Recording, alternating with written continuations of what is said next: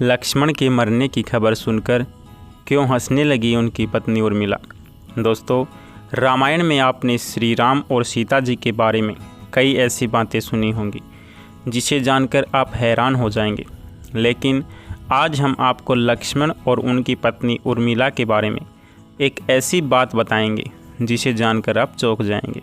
दरअसल कहा जाता है कि जब हनुमान जी लक्ष्मण जी के लिए संजीवनी लेकर वापस आ रहे थे, तब रास्ते में उनकी मुलाकात भरत जी से हुई। उन्होंने भरत जी को बताया कि लक्ष्मण के प्राण संकट में हैं, जिसे सुनकर भरत जी के पैरों तले ज़मीन खिसक गई। लेकिन जब हनुमान जी ने ये बात उर्मिला को बताई तो वो ज़ोर ज़ोर से हंसने लगी। अब आप सोच रहे होंगे कि जिसके पति के प्राण संकट में हैं, जो कभी भी मृत्यु को प्यारे हो सकती हैं, उनकी पत्नी इस तरह हंस रही है। आपको बता दें, आपकी तरह ये बात हनुमान जी भी सोचकर परेशान होने लगे। आखिर में जब उनसे नहीं रहा गया तो उन्होंने देवी उर्मिला से पूछ ही लिया, माता, मैंने आपको इतनी दुख भरी खबर सुनाई है, लेकिन आप परेशान होने की बजाय हंस रही हैं। तब देवी उर्मिला ने उनसे कहा, हनुमान, आपने बताया कि मेरे पति श्री राम की गोद में मूर्छित लेटे हैं। अब जो त्रिलोकपति श्री हरि की गोद में लेटा हो, भला उसके प्राणों पर संकट कैसे आ सकता है, जिनकी रक्षा के लिए स्वयं महादेव के रुद्र अवतार संजीवनी लेने जा रहे हों। ऐसे में मुझे मेरे पति की मृत्यु की खबर कैसे परेशान कर सकती है। जब पूरी सृष्टि ही उनके इशारों पर चलती है, तो आपके संजीवनी ले जाने से पहले सूर्यदेव कैसे निकल सकते हैं।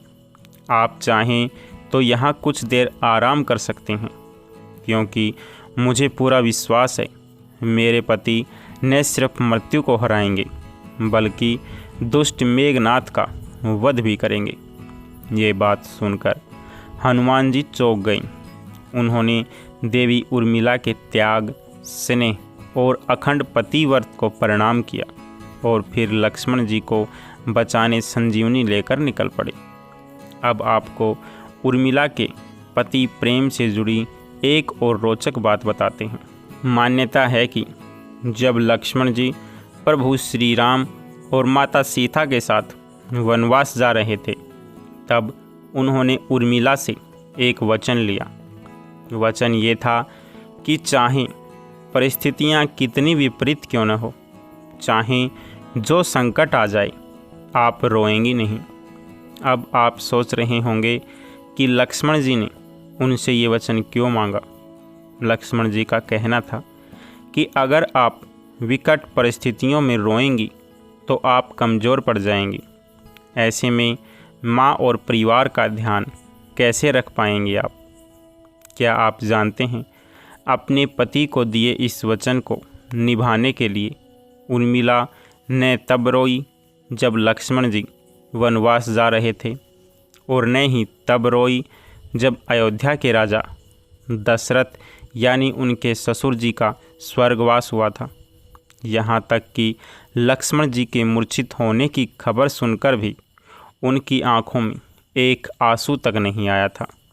इतना ही नहीं, लक्ष्मण जी अपना कर्म अच्छे से कर सके, इसलिए जब तक लक्ष्मण वनवास में रहे तब तक उर्मिला अयोध्या में सोती रही। यानी कि 14 साल तक उर्मिला अपने पति का साथ देने के लिए सोती रही। क्या आप इसके पीछे की वजह जानते हैं?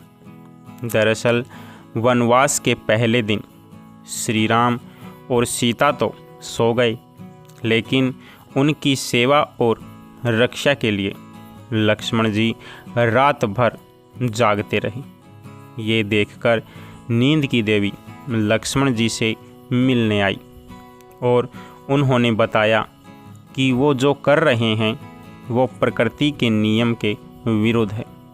इस पर लक्ष्मण जी ने उन्हें समझाया और कहा कि वो 14 साल तक उन्हें अकेला छोड़ दें, यानी कि 14 साल तक उन्हें नींद न आए, ताकि वो अपने भैया और भाभी की सेवा कर पाए।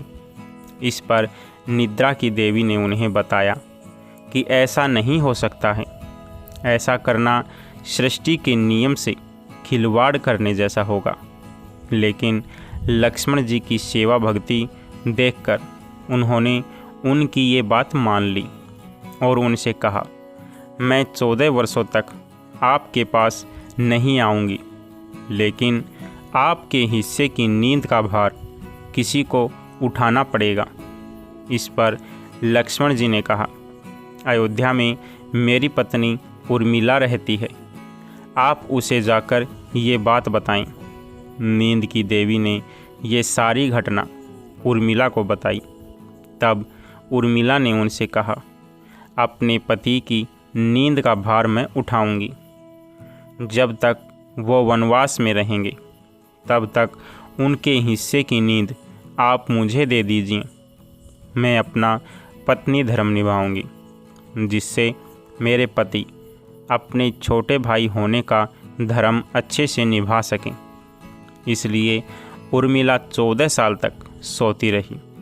आपको बता दें, उनके इसी तप के कारण लक्ष्मण जी मेघनाथ का वध कर पाए थे, क्योंकि मेघनाथ को केवल वही मार सकता था जो 14 वर्षों तक सोया न हो।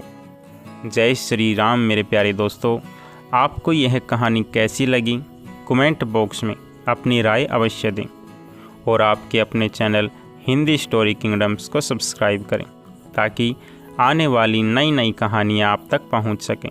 तब तक के लिए आप सभी का बहुत बहुत धन्यवाद। जय श्री राम।